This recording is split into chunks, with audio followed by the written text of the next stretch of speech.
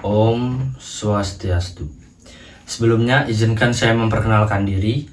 Nama saya Paniyoman Pratiara Anggadewa dari kelas 12 PS2 absen 29. Di video kali ini saya akan membuat video tentang permasalahan internasional.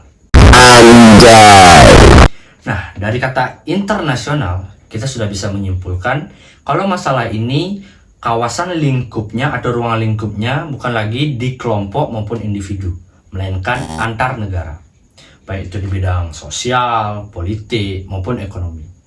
Nah, untuk kali ini saya akan membuat video tentang permasalahan internasional di bidang ekonomi, yaitu terjadinya masalah inflasi di Zimbabwe pada tahun 2008. Nah, saya akan membuat tentang dua bahasan. Itu yang pertama, alasan saya mengapa saya memilih permasalahan ini, dan yang kedua, apakah masalah ini sudah selesai. Jika sudah, apa solusinya? Dan jika belum, mengapa bisa begitu? Nah, alasan saya mengapa saya memilih permasalahan ini, karena dari dulu saya memang penasaran tentang inflasi. Apa itu inflasi, mengapa bisa terjadi, dan apa penyebabnya. Lagi pula di negara kita pada tahun 98 itu pernah terjadi inflasi yang disebut dengan krisis moneter.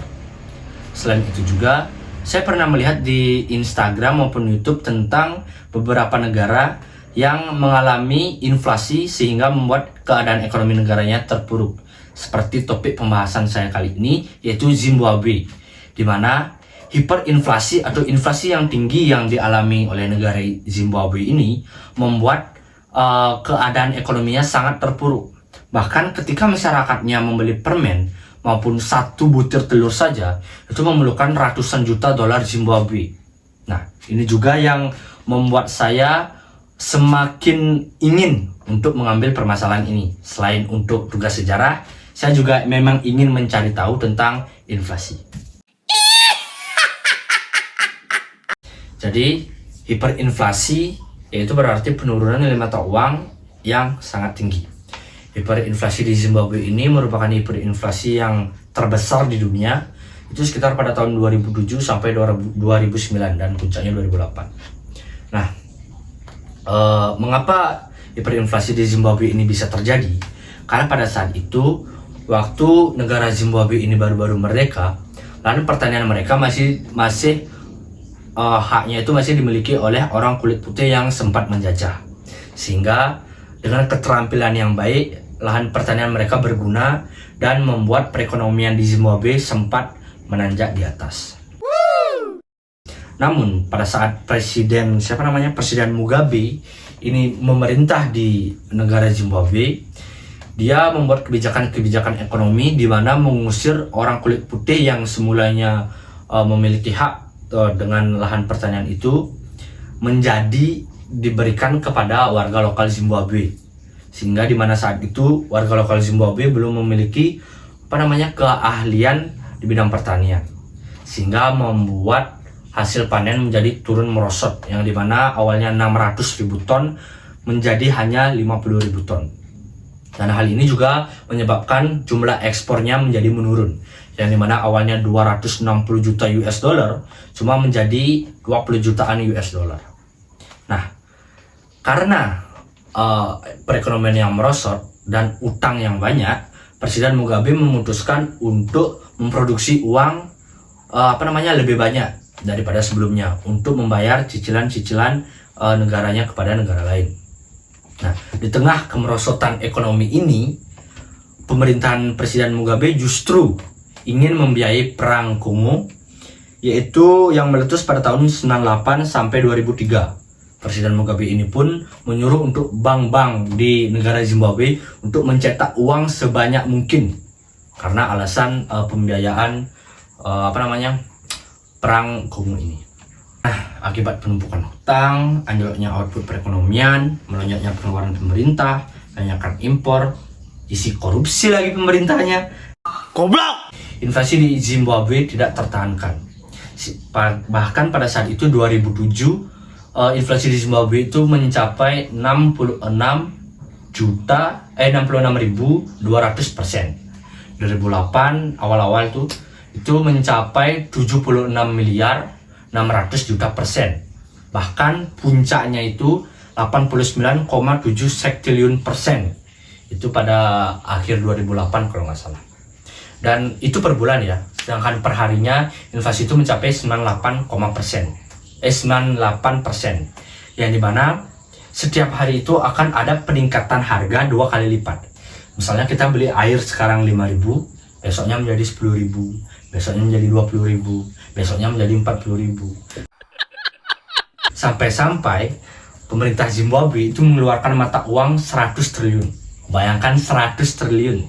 Di Indonesia aja cuma ada 100.000. Ini sampai 100 triliun. Ini untuk mengatasi inflasi ini. Tapi inflasinya malah menjadi-jadi. Karena semakin banyak mengedarkan uang. Ini memang presidennya. Kijang atuh. Di sini Kijang 2. Gimana kabarnya?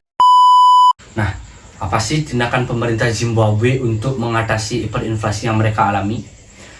Jadi, pemerintah Zimbabwe itu memiliki cara-cara unik untuk meredam inflasinya.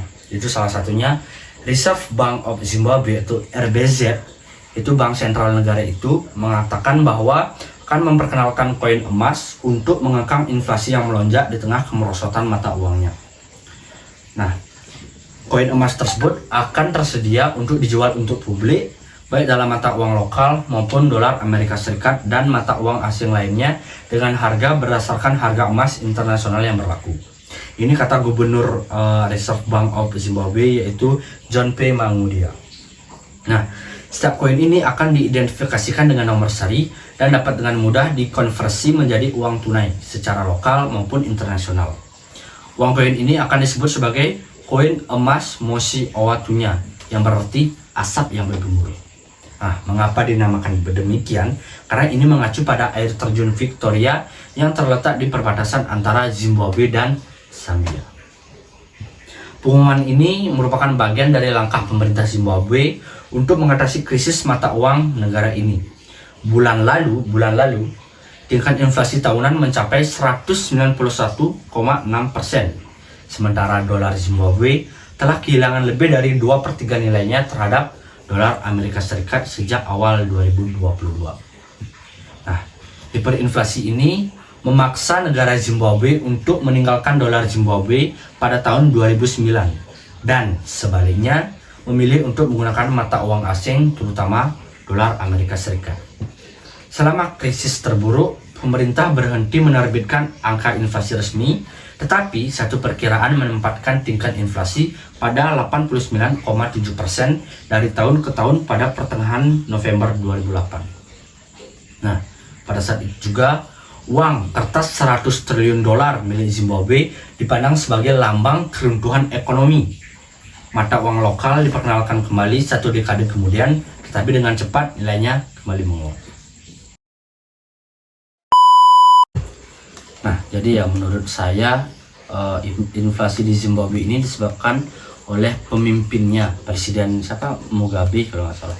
Ya kayaknya dulu nggak belajar ekonomi ya, sampai-sampai nggak tahu kalau memproduksi uang secara berlebihan itu akan menurunkan nilai mata uang sehingga menyebabkan terjadinya inflasi, apalagi sampai hiperinflasi. Itu kayaknya presidennya nggak belajar dulu. Semoga ya negara kita, Indonesia tercinta, negara NKRI, negara Kesatuan Republik Indonesia, tidak mengalami hal yang sama seperti di Zimbabwe. Stokar. Mungkin sekian video yang dapat saya buat, semoga bermanfaat. Apabila ada salah kata, ada salah penjelasan, ada salah materi, ada salah apapun itu, saya mohon maaf sebesar-besarnya. Terima kasih untuk Budiah yang sudah semangat mengajar kami. Akhir kata, Pramu Santi. Om Santi Santi Santi Om.